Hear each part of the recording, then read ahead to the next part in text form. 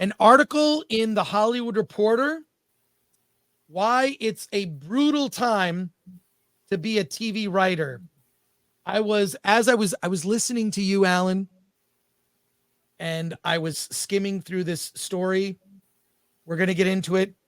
And one of the quotes from the story, it's from the Hollywood Reporter. I'm scared why it's a brutal time to be a TV writer. This friend of mine who is in the industry is texting me live during the show. And I'm going to give you a quote from the article. We're going to go through the article, but I want to give you this quote right up top. There's a quote in this article that says, I'm a gay and a woman of color, and I can't get a job. And my source says, now that they can't get hired, they have no problem saying that out loud. Dumb jerks that's not exactly what was said, but there you go. Let's read through this story, Alan. And my apologies for the ads that appear on this page. The end of peak TV has ushered in an era of contraction with fewer buyers. Farewell, the CW, and fierce competition for the few shows that are staffing. People are in total survival mode. Emily Cheever's career was just getting started. The 36-year-old began her TV writing career in 2020 as a writer's production assistant and script coordinator for Legends of Tomorrow before getting hired as a staff writer for ABC's The Company You Keep. After the drama that marked Milo Ventimiglia's follow-up to This Is Us was canceled following a single season shortly after the Writers Guild strike began last May, Cheever had no job to return to when it ended in September. Like scores of other writers of all levels and backgrounds, she didn't know when or where her next paycheck will come from. People are scared. I'm trying to go back to bartending, she says. A lot of people are wondering what other jobs they can do. I'm close with old showrunners and they're supportive of me, but they're looking for jobs. Literally, the showrunners that she worked with are also looking for jobs. Across the TV landscape, buying has cooled dramatically, and many writers now find themselves in situations like Cheever, with opportunities shrinking as the industry shifts from peak TV to an era of contraction and austerity, a wave of downsizing that kicked off last year when the priorities of Wall Street changed from a focus on subscriber growth to profitability. Oh, that's interesting. So instead of subscriber growth, we'd like to make money? That's nuts. As streamers like Netflix and Max right-size their slates, the broadcast pipelines for Peacock, Hulu, and Paramount Plus are drying up. A decade ago, broadcasters collectively ordered as many as 98 pilots. Today, that number can be counted on one hand. So a drop of 90%, if we assume that number is 5, so from 98 to 5, from a decade ago, 98 pilots to 5 pilots. There are so few shows, this is a quote, there are so few shows that are still being greenlit, so few new pilots that are being ordered, and fewer spots in writers' rooms, says Shannon Corbeil, a finalist for the Disney TV Writing Fellowship. It was put on hold during the WGA strike. The staffing positions available are going to more seasoned writers, and the pilots that are being purchased are being bought from proven writers. Brandon K. Hines spent more than a decade working in support staff jobs and as a script coordinator on Comedy Central's Aquafina is Nora from Queens and Amazon's Harlem. He was staffed as a writer for the first time on Showtime's Fellow Travelers. Hines was homeless and had been bouncing between camping. This is a writer, a script coordinator that worked on a Comedy Central show and an Amazon show, and staffed on a Showtime show, and now is homeless, bouncing between camping. So are you saying that the people on the street that are camping in Los Angeles aren't just people struggling with addiction? It's also people out of work.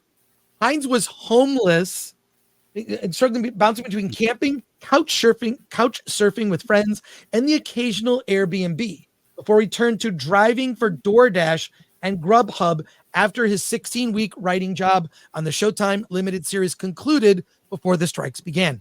A potential writing job on a Weeds revival he lined up before the strike evaporated during the work stoppage, as Showtime dropped plans for the series, sources say. Going on, Hines says, you need multiple gigs a year to make a livable wage. Hines says, noting that competition for lower level writing jobs has intensified as mid-level scribes and showrunners are increasingly putting themselves up for the few shows that are currently staffing. It's the craziest time to be a working writer in Hollywood. You can work on a semi-hit show, but still can't afford to make a living wage.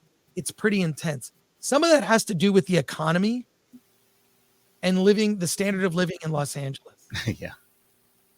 I'm going to read more, but Alan, your thoughts midstream here, and we'll go to your comments in a moment. I mean, sadness is what comes over. The thing I keep thinking about is how broken the Hollywood system is. Yeah. How broken it has been. How during the pandemic they put all their money in streaming. They put a lot of money in streaming, like a lot, and that all that money they put in streaming didn't go to writers and actors, and so they went on strike. And now that they're back, quote unquote back, the system is broken, and you can't sue a company, you can't sue a Hollywood studio to make more content, to do more shows, and this is the sad reality of it. Again, I'll keep harping on why we cover independent film, because they're unencumbered by all this politics and all this DEI. The money may not be there. You're not gonna become rich doing it, but there is money, and that's why we promote independent film. And it just saddens me, but it's kind of like, I see here going, I feel helpless. I absolutely feel helpless. Going on, it's not just the lack of pilots that is affecting the challenging landscape that writers have found in the industry since the strike concluded in September. The overall volume of U.S. produced live action scripted TV series tumbled 14% from last year, from a high of 600 shows in 2022 to 516 in 2023. FX CEO John Landgraf, who coined the term peak TV, told the Hollywood Reporter in February that the downturn started well before the WGA strike last May. He says, there was a certain amount of inefficiency that was just about a whole bunch of companies entering a space where they had no prior experience. And you can't blame anybody but inexperience for that. Landgraf says of the billions of dollars rival streamers spent on programming in a bid to compete with Netflix, since then, television reporters have been transformed into show grim reapers, announcing waves of cancellations and unrenewals, series that were canceled after they had originally been renewed by networks, including Uncoupled, Pitch Perfect, Bumper in Berlin, and A League of Their Own. The Entertainment Community Fund, which provides assistance in the form of funds, workshops, and trainings for those who work in the film and TV industries, has already distributed more than $3.25 million to 1,600 folks from January 1st through March 2022. That's on top of the $18.8 million the ECF handed out in 2023 during the dual work stoppage to 8,500 people, including more than 600 writers. This is bad. The article goes on with more data. It's really distressing to see all of this. I'm going to skim through, but let me just bring up that please. One of the unintended consequences of the strikes were the fact that the studios were locked into shows that they had to produce. Yes, and what the strike allowed them to do was cancel those shows. It gave them reason to say, these shows we don't want to produce. Well, now we can legally not produce them and not pay the people who are contracted to do that. And that's, I hate to say it, but Gary mentioned it a few times, but they played into the studio's hands at this point. And again, it's sad. The link is in the description for the story, but I'll read. And so you can read the complete story. A lot of it is going through data. I mean, the DoorDash thing. Hey, your DoorDash driver, be nice. It could be a showrunner on Showtime or at Disney. Stay alive till 25 was the advice given to emerging writer Corbeil, the former finalist for the Disney TV Writing Fellowship, by her reps. Corbeil believes she's ready to be staffed on a show, but has been hearing it's really tough to get emerging writers jobs since the strike ended. What did we talk about? All the emerging writers are going to be the first to go. Yep. And they were the ones most enthusiastic about striking. In the meantime, she remains open to assistant jobs, and she's pitching pilots to channels that are buying, like Hallmark and Lifetime. Mm-hmm. Selling a pilot can pay your bills for a year, she says. Ending with this, I think the current lull is temporary, says one studio chief. There are a lot of shows and outlets that need writers, and Netflix needs to keep feeding the beast. Many of the dozens of writers and executives the Hollywood Reporter polled are indeed optimistic that things will pick up again toward the end of the current 2023-24 broadcast season, when networks will begin buying scripts to develop for the future. Networks are going to need shows, and streamers will need shows because original series are what brand them, says a studio insider.